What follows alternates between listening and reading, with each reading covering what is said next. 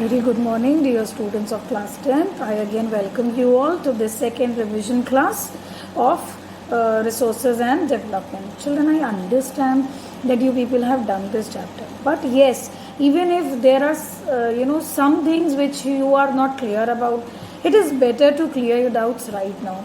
Children, I saw the login details of you all. You won't believe it was out of 45 students. Hardly 20 students, 25 students are logging in. Don't you think we class teachers and subject teachers are maintaining a record of the attendance? It is simply we open the date and the time and the set classroom, we are going to have the login details. So children, when teachers are making efforts, even you need to learn.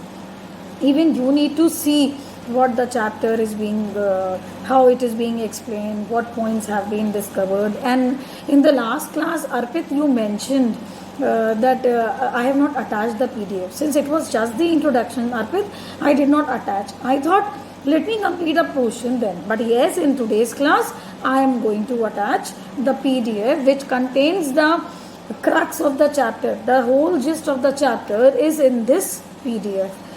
It is not a PDF, sorry. It is a PowerPoint presentation, which I thought will be useful for you. Okay, children. So, coming to the chapter now, we saw the meaning of resources, which fulfills, if a commodity or a good fulfills the criteria of satisfying our needs, then it is technologically accessible, then it is economically feasible, and it can be termed culturally and socially feasible. So it can be termed as a resource, children. Then we saw the interaction of human beings with natural environment, technology and institutions. So these interactions, together formulate the discovery of new resources, children. Now, after that, in the last class, I just left telling you the classification of resources. On a broader scale, it can be classified into natural and man-made resources. So, now I am going to give you the classifications on the basis of different parameters, as I have explained it in the previous detailed class also. But yes, we will be quickly revising the classification based on the basis of origin.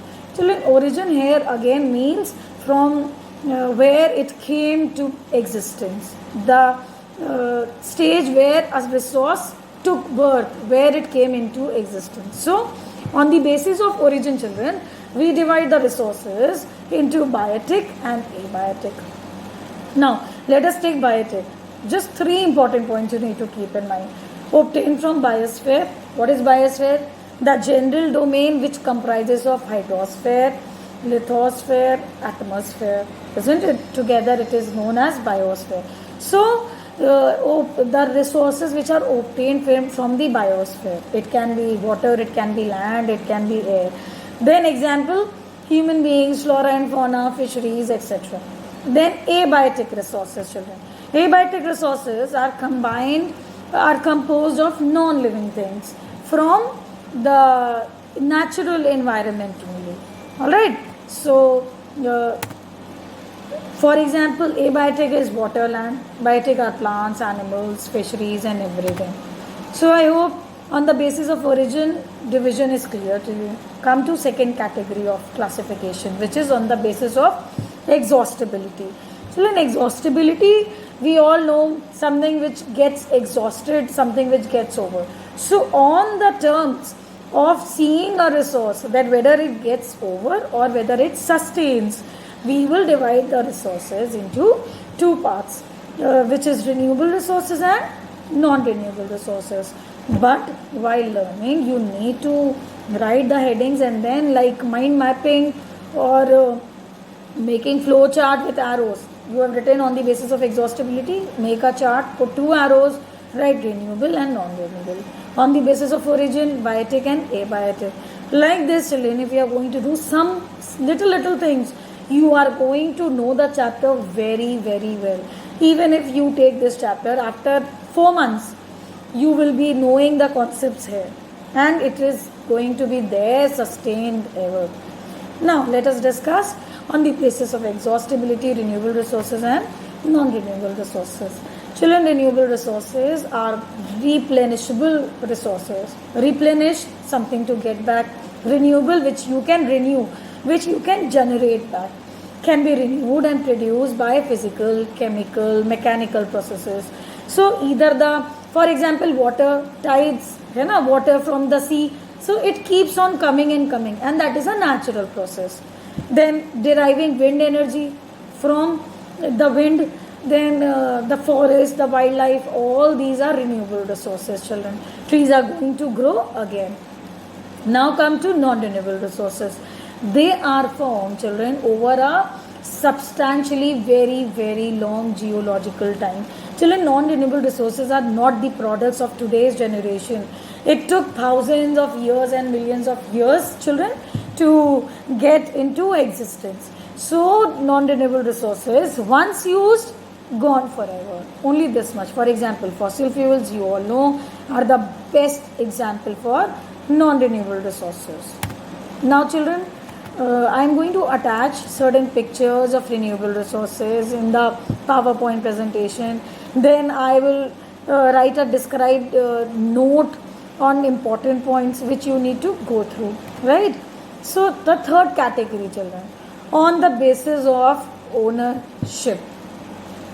Children, on the basis of ownership, we again have 4 divisions, which are individual resources, community resources, then national resources and international resources. Coming to number 1, individual resources. Suppose you are sitting in a class and you found, when in the morning you came, you found one pencil box is lying over there. So is it your property? No. That is belonging to someone specifically.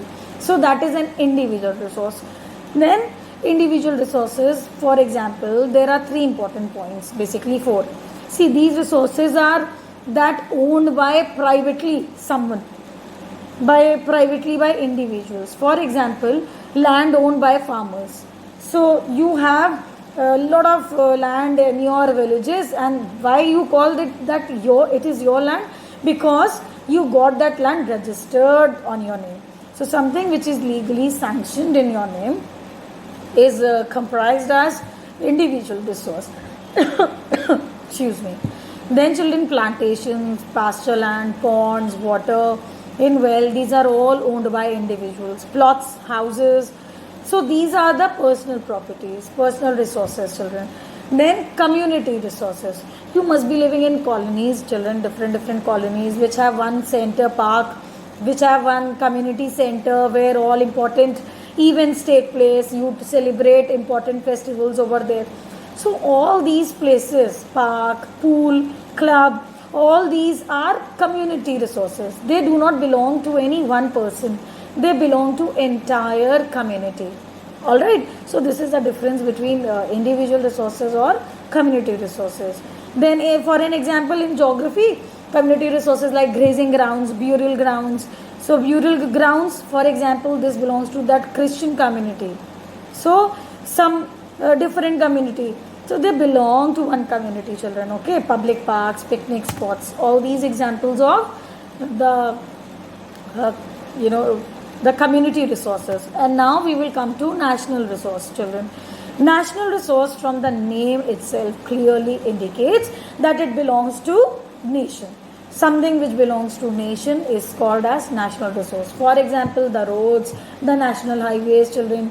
Then children, the railways, canals, all these are national property. They do not belong to any person, any individual, or they do not belong to any group. They are country's property. Therefore, it is known as national resources, children.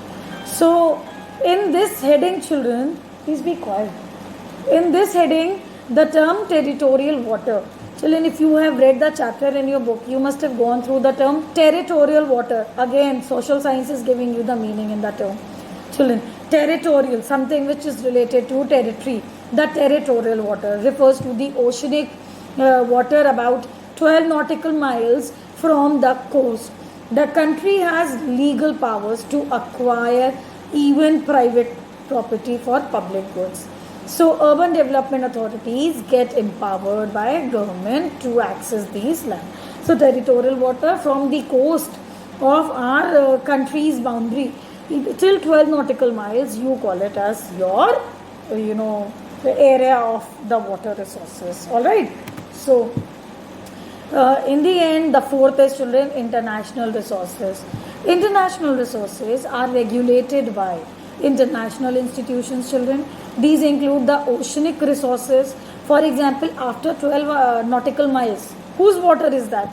It is not anybody's private property. It belongs to international institutions, because any country may access that oceanic water beyond 12 nautical miles, children. So these include ocean resources beyond 200 kilometers. Till 12, it is your water. After 12, you don't have any right. So 200 kilometers beyond is international resources. Then India had to obtain the right to mine, on the bed of Indian Oceans from an area which lies beyond the exclusive economic zone.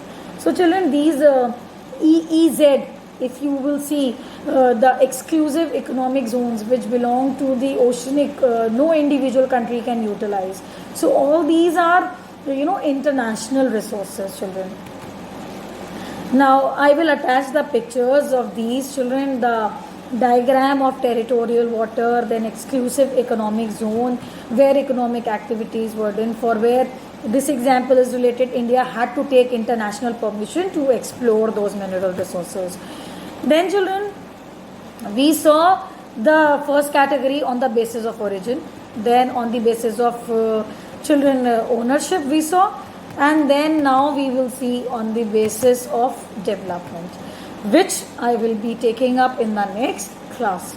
Till now, this much is for you to go through, and yes, I will for sure attach the PowerPoint presentation for which you can be benefited. So till then, bye bye and take care.